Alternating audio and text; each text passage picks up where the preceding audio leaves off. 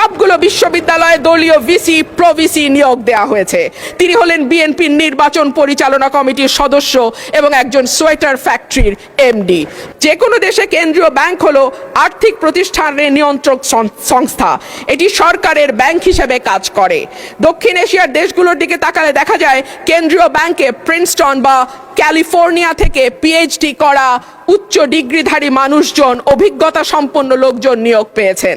অন্যদিকে বাংলাদেশে নতুন সরকার গঠনের পর যিনি নিয়োগ পেয়েছেন তিনি হলেন বিএনপির নির্বাচন পরিচালনা কমিটির সদস্য এবং একজন সোয়েটার ফ্যাক্টরির এমডি।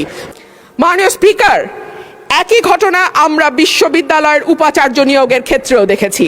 সবগুলো বিশ্ববিদ্যালয়ে দলীয় ভিসি প্রভিসি নিয়োগ দেওয়া হয়েছে।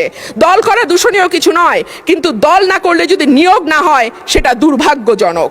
অলিগার্কিক কাঠামো ভেঙে জনগণের অংশগ্রহণ নিশ্চিত করা, বিনিয়োগ নির্ভর অর্থনীতি তৈরি করা। আশা করব আগামীতে সালমানের জায়গায় সাইফুর এসে বসবে না।